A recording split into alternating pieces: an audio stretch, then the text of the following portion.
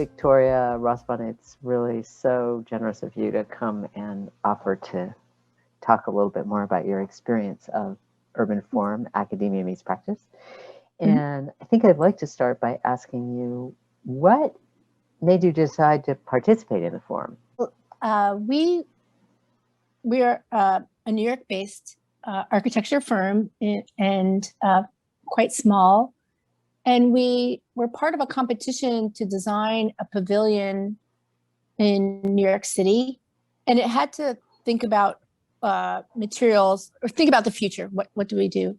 And one of our ideas was about using a material that was trash and turn it into something usable. And we chose on the material of plastic cups, which were, at this time, when we did the project, was not actually recyclable in New York City.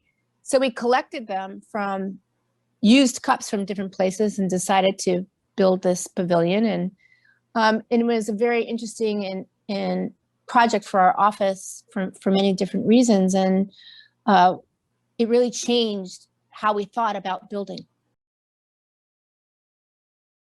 We learned is that you can't really get rid of 30,000 plastic cups. There is no way for them. And so that sort of made us thinking about, like, well, maybe we need to think about building in a different way, because even when you make a matrix of recycled materials, that material is now more complex and can't actually necessarily get remade into something else. And so you have to really start thinking about how one builds and the things that you're building with. Can you say a little bit about the role you think design as a particular kind of research plays in urban sustainability, say, different from scientific research or social science research? How does design research contribute to sustainability? And what would you say is the research component of your project?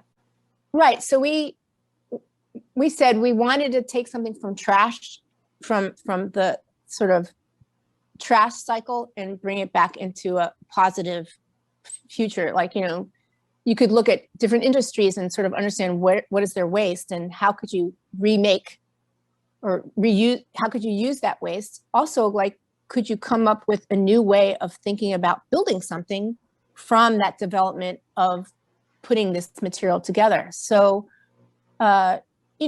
what was great about it as a material, it was very easy to hold and anybody could, kind of play around with it. So we really did a lot of iterations of how this could be structurally sound. But also we had to source it. We had to find these plastic cups. So who uses them?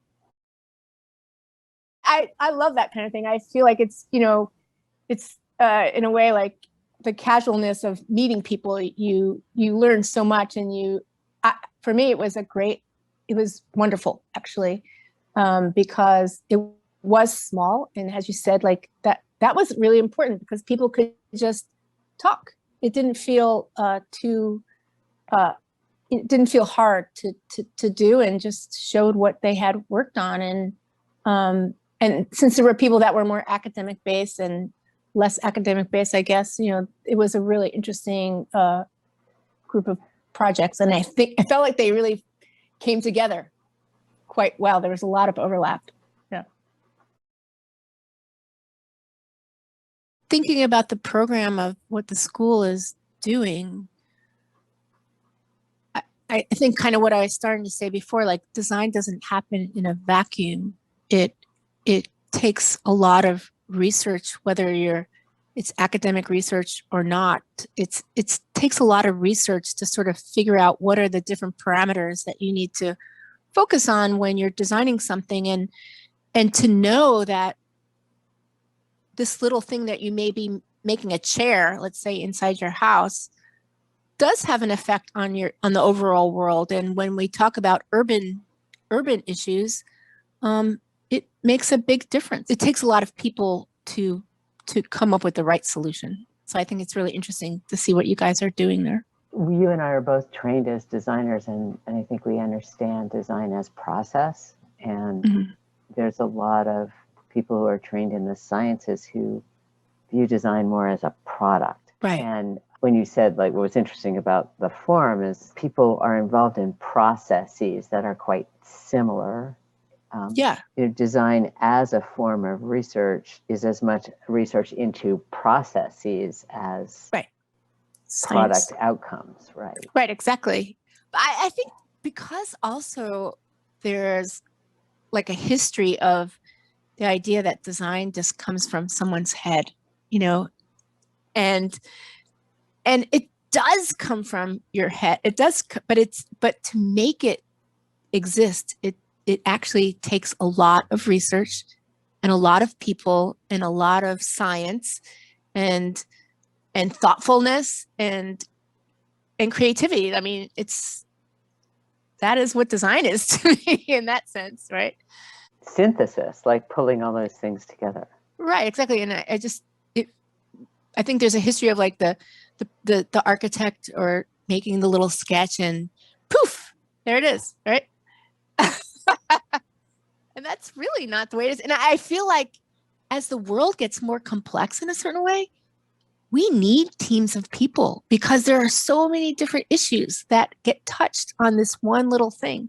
And not to make it more complicated than it needs to be, but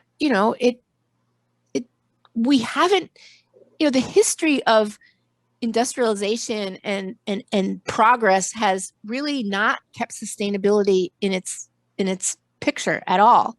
And I feel like that is changing, and like sustainability is the most important thing we could think about. So we have to refocus how we design things. And it doesn't mean it's the end all be all, and just because it's sustainable, it's good. I mean, there's all different factors.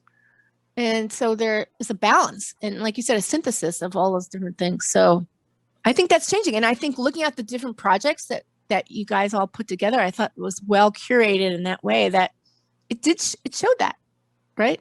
It's not just about the one little person over here doing their thing.